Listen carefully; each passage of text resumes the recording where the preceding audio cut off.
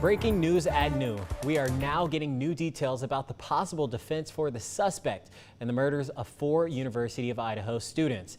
Brian Koberger is in court today in Ada County for a pre-trial hearing. Today, the judge confirmed that the defense team plans to argue the possibility of alternative suspects at the upcoming trial. The judge agreed during today's hearing to seal the defense allegations. The judge has ordered the defense to provide evidence in support of its claims. What I'd like is by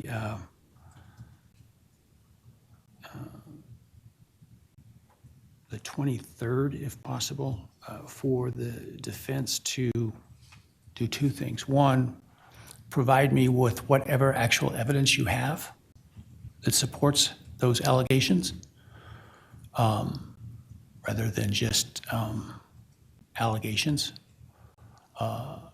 And 2, provide for me how it is you believe that what you are offering is admissible. Because it seemed to me much of what you had put in there was fairly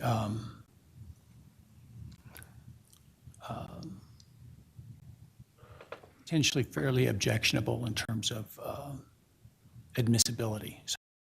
So the defense has until next Friday, May 23rd, to get that information to the judge. Prosecutors will then have until June 6th to respond to a hearing on the matter, and that's scheduled for June 18th. Following that hearing, the next thing on the schedule is jury selection.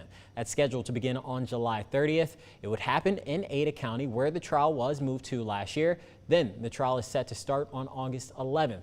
Today's hearing is currently in a break, but we expect it to start again within the next half hour. If you would like to watch the rest of the hearing, we will stream it live on KREM 2+.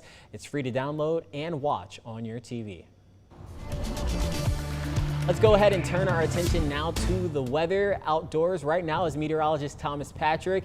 Thomas, we're getting a bit of a break from the wet weather we've had all week long, but what can we expect in the future? Yeah, for today though, our mostly dry day. It's like 99% dry out here, so I think it's going to be a little bit easier going in terms of rain chances. We'll get to our next batch right away tomorrow morning. But as we look with conditions as of the noon hour, temperature is cool in the mid-50s for the most part between Spokane, the Valley, and Liberty Lake, all the way up to 60 right now at Whitworth with kind of mostly cloudy skies. It's like this alto cumulus that we have overhead with a few breaks of blue skies that are visible at the moment from our outdoor weather center. But remember, I said 99% dry. Well, what about the 1% rain that has been basically over Moscow? I think this is probably just sprinkles. If I had to guess via this lightness on Doppler radar, this is probably just enough to maybe put a few spots of rain on the ground, but not even enough to get the ground completely wet. But it was directly over Moscow. You're probably the unlucky ones in terms of the rainfall today. Otherwise, it's completely dry everywhere else. And then our next round is just starting to approach western Washington. You see the rain now just skirting along the coast. So coming up, I'm going to detail when that batch of rain is going to hit our area, because it will be a lot more widespread and less scattered this time around. We'll take a look at that extended forecast coming up. Alrighty, Thomas, we'll check back in here with you pretty soon. Washington State Attorney General Nick Brown is in Washington, D.C. today for a hearing at the U.S. Supreme Court. Brown and other state attorneys general are challenging President Trump's executive order on birthright citizenship. Trump signed the executive order on his first day in office. Since then, lower courts blocked the order nationwide. The Museum of North Idaho could have trouble trying to fund their next phase of their expansions. Back in April, museum staff learned they might not get a $500,000 grant from the National Endowment for the Humanities. Now, yesterday, the NEH said they are not going to match the museum's funding anymore. NEH says they're changing up their funding allocations to better fit with President Trump's priorities. The grant would have helped fund the museum's phase 2 of expansion. The museum says they're confident they can still raise the money to do the expansions. The Spokane Public School Board voted in favor of putting a $200 million bond on the upcoming November ballot. This is part of their Together Spokane initiative. KREM 2's Connor McAvoy breaks down what it is and what homeowners should know if it passes. unanimously approved this resolution moving forward.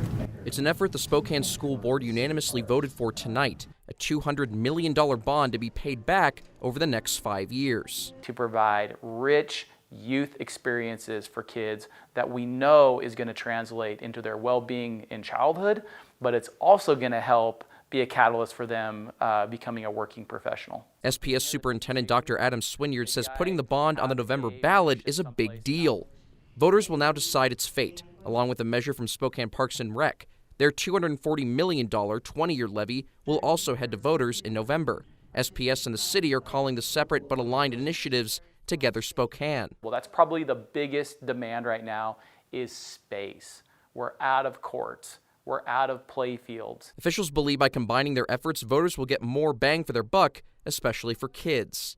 Separately, the bond and levy would cost property owners 31 cents per $1,000 of home value, but together they say it will cost 29 cents and add 30 extra projects that the two couldn't do alone, including replacing aging schools. It has replacing Adams, are over 100 years old. Madison, our oldest Northside school, built in 1949. An indoor pool with classes for grade school students and a field house with 5 courts for recreational sports in the community are also in the plans. While it all comes down to voters in November, board members, including Swinyard, are excited to move forward with the levy's next steps. So the resolution now has to go to the Spokane County Elections Office by August 5th. Ballots are sent out on October 15th, and the deadline to vote is November 4th at 8 p.m.